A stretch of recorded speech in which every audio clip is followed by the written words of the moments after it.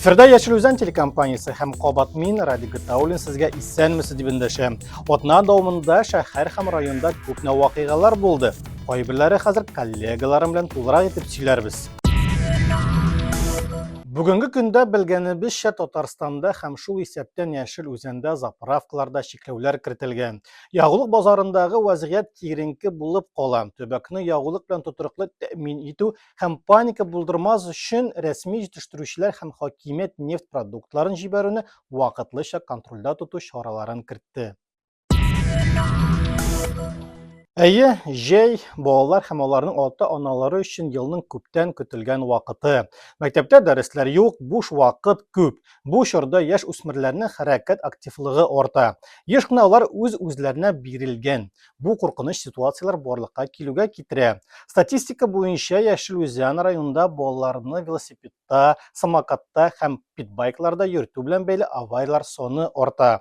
Дәүләт автоинспекциясе һәм балык булмаганнар эшләре бүлеге хезмәткәрләре чираттагы рейдка чыкты. Ты же знаешь, да, что нужно переходить на велосипеде, нужно всегда спешиваться. Всегда так делаешь?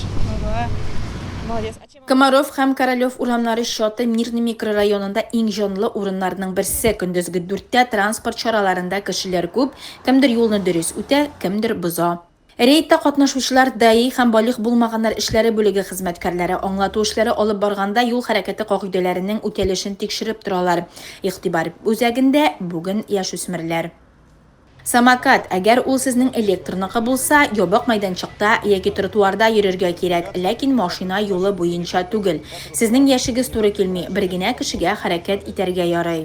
Электр самокатларында һәм велосипедларда йөргәндә сакланырга кирәк. Шлем, тезгә һәм терсәккә кияргә. Электр самокаты куркыныч транспорт. Зур тизлектә йөри автомобильчеләргә начар күренә һәм җәяүлеләргә тротуарларда камашаулый.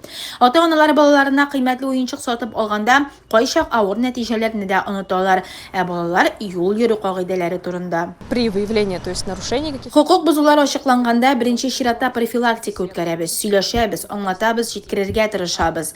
Кабат хукук бозулар килеп чыкса, без исәпкә куябыз. Бүгенге көндә Яшел Үзән районында тискәре динамика күзәтелә. Балалар катнашындагы юл транспорт һәлакәтләре саны арта. Ел башыннан 10 транспорт һәлакәте булды. Аларда бер бала һәлак. 17 төрле дәрәҗәдәге тән җәрәхәтләре алган. Июль башында гына да балык булмаганнар катнашында 3 юл транспорт һәлакәте булган. Аларның 4се җәрәхәтләр алган. Шуларның 3се республика балалар клиник хастаханәсендә. Дәүләт автоинспекциясе ата-аналарга балаларының кайда булуын контрольдә тотуны, электр самокатлары һәм төрле индивидуаль мобильлек чаралары, шулай ук питбайклар белән идарә итү булдырмауны таләп итеп мөрәҗәгать итә. Хөрмәтле ата-аналар, көн саен балаларыгызга урамнарда һәм җәмәгать урыннарында куркынычсызлык кагыйдәләре турында исегезгә төшерегез. Балаларыбызның тормышы безнең кулларда, истә тотыгыз. Балаларның тормышы һәм сәламәтлеге өчен өлкәннәр җаваплы һәм беренче чиратта нәкъ менә ата-аналар җәйге чорда балалар өчен куркынычсыз шартлар тудырырга тиеш. Мәктәпнең күңелле каникулларын һәм ял итү шатлыгын бер нәрсә дә караңгылатмасын. Айгөл Гытауллина, Рүзия Дәүләтшина, Александр Федоров, Яшел Үзән хәбәрләре. Җәй, кояш эссе. Шул ук вакытта гадәттән тыш хәлләр министрлыгы хезмәткәрләре борчуга сала. Ашыгыч хезмәтләр мәгълүматлары буенча республикада көн саен диярлек суда аяныч хәлләр була. Шул исәптән кешеләр үлеме белән дә. Кыйны сезоны башланганнан бирле республикада 15 кеше һәлак булган. 16 вакыйга теркәлгән. Яшел Үзән районында 2 резонанслы очрак булды. Соңгы фаҗигале вакыйгаларга бәйле рәвештә гадәттән тыш хәлләр министрлыгы хезмәткәрләре акваторияларны патрульләүне көчәйтә. Наша задача рассказать вам о местах, где можно купаться и где нельзя. Здесь место несанкционированное купание. Вот здесь купаться категорически запрещено. Рөхсәт бармы, юкмы, ял итүчеләрнең күбесенә барыбер. Эссе һәм кояш уяулыкны киметә. Суда кешеләр үлемен кисәтү һәм булдырмау өчен гадәттән тыш хәлләр министрлыгы хезмәткәрләре яңадан-яңа рейдларга чыга. В основном мы посещаем несанкционированные. Күпчелек очракта без су керү рөхсәт ителмәгән урыннарга йөрибез, кисәтәбез. Штраф рәвешендә административ җәза да бар. Су коюну сезоны башланганнан бирле Яшел-Үзән районында 5 вакыйга була. Нәтиҗәдә 5 кеше суда батып үлә. Алар арасында бер кичкенә була. Соңгысы Октябрьский бистәсе һәм Шүрәче ярым утрауы янында. Сабборд һәм гидроцикл белән бәйле. В основном, конечно, Районда гидроцикллар саны артты. Алар белән эшләүе кыен. Әмма без тырышабыз. 2 гидроцикл штрафстоянкага куелды. Һәрберсенә 15 мең сум штраф салынды. Гадәттән тыш хәлләр министрлыгы хезмәткәрләре суда юл иткәндә барлык куркынычсызлык кагыйдәләрен үтәргә киңәш итә. Ә Сабборда куркыныч булмаган тыныч урыннарда йөрү яхшырак. никак не на реке, где... Елгаларда, Иделдә бик куркыныч. Сегодня сотрудники Бүген ГИМС хезмәткәрләре башкарма комитет белгечләре белән берлектә су янында ял итүчеләр белән профилактик әңгәмәләр генә үткәрә. Иртәгә алар су янында куркынычсызлык кагыйдәләрен бозучыларны ачыклау буенча рейд оештыра. Шул исәптән кечкенә судноларны һәм гидроциклларны тикшерә. Профилактик контроль су коену сезоны тәмамланганчы дәвам итәчәк. Әлфия Мөхәммәтшина, Резидә Юсупова, Яшел-Үзән хәбәрләре. Үзебезнекеләрне ташламыйбыз дип исемләнгән оешма әгъзалары һәр вакыт алгы сафта. Бу көннәрдә алар ГТО нормаларын тапшырды. Чара кысаларында катнашучылар үзләрен төрле дисциплиналарда сынап карый, осталыкларын һәм сәләтләрен күрсәтә. Ә бүген исә гадәти булмаган вакыйга. Фронтка ярдәм үзәгендә йәтмә үрмәделәр, ә булдыклы хатын-кызларыбызга төрле дәрәҗәдәге ГТО значоклары тапшырдылар. Җил һәм җилкәннәр. Дельфин яхт клубы территориясендә җилкән спорты буенча Татарстан Республикасы чемпионаты һәм беренчелегенә ярышлар дәвам итә.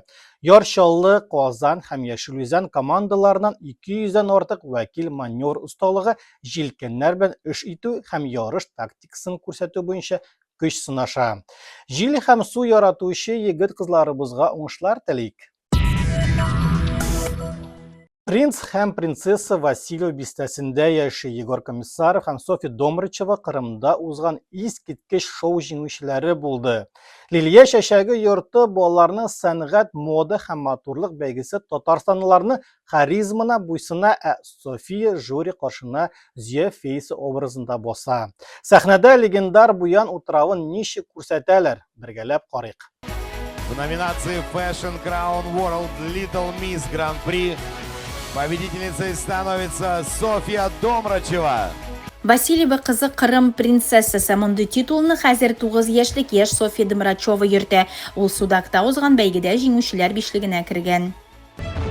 Номер 15. Домрачева София, 9 лет. Районның меңләгән туристлар соклана торган уникаль урынын чагылдыру нияте була. В нашем районе есть Безнең районда буян утравы бар. Без Зөяне ясарга булдык.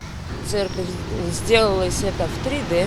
Иш додагы кокошник, Зөя чиркәве һәм хатын-кыз назлылыгы. Аның улы абыйсы Егор быел бәйгедән тыш узган ел барлык титулларны алып, хәзер ул шоу амбассадоры.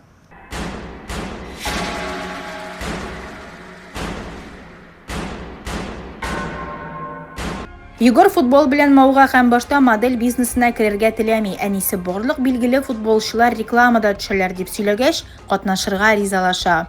Там все-таки проявляется харизма человека и мимика. Анда кеше харизмасы күренә. Кеше сәхнәдә үзен уңайлы тоярга тиеш. Кайберәүләр аннан курка. Мин ул җирдә күптән булган татар ханы образына кирдем. Аның костюмының прообразы диджей Сөләйман киеме була һәм үзләре модельләре белән бергә аңа яхшыртулар һәм өстәмәләр кертәләр. Мы добавили мех песа. Без аңа ак төлке меха өстәдек, стразалар ябыштырдык, итекләрне дә үзебез ясадык, түбәтәйне дә, бөтен костюм кебек үк. Аның сеңлесе София Зөя утрау шәһәрчеген тәкъдим итә рәсемле күлмәктән һәм ишдода эшләнгән храм рәвешендәге кокошниктан. Мы взяли как раз-таки больше задумку женского монастыря. Без хатын-кызлар монастыры, Наз, чәчәкләр идеясын алдык. Оештыручы һәм илһамландыручы Мистер Планет дөнья күләм бәйгесендә җиңүче һәм Гран-при иясе, дөньяның хәйрия миссиясе иясе Артем Тимченко, профессиональ биюче балаларда аларның талантына ышаныч уяткан. Егор отличается победными внутренними лидерскими качествами, а у Софии природная, настоящая красота. Но и в летний период времени ребят не оставляет активная социальная позиция. Ребята получили приглашение на всероссийскую смену повышения мастерства исполнительских искусств «Виват Россия», которая пройдет на Черноморском побережье в городе Анапа. Балалар һәм әниләре үзләренең җиңүләрен 2023 елда Угледар астында һәлак булган әтиләре Максимга багышлый. Бигрәк тә авыр булганда ул көчне саклый кебек диде Мрачевлар. Шуңа күрә яңадан-яңа үрләрне яуларга әзер алар.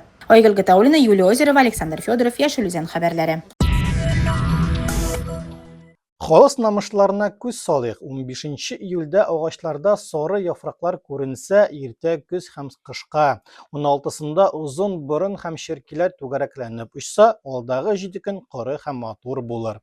21 июль төнендә ай тоныкланса, июль ахыры яңгырлы булыр. Ә хәзер синоптиклар мәгълүматы.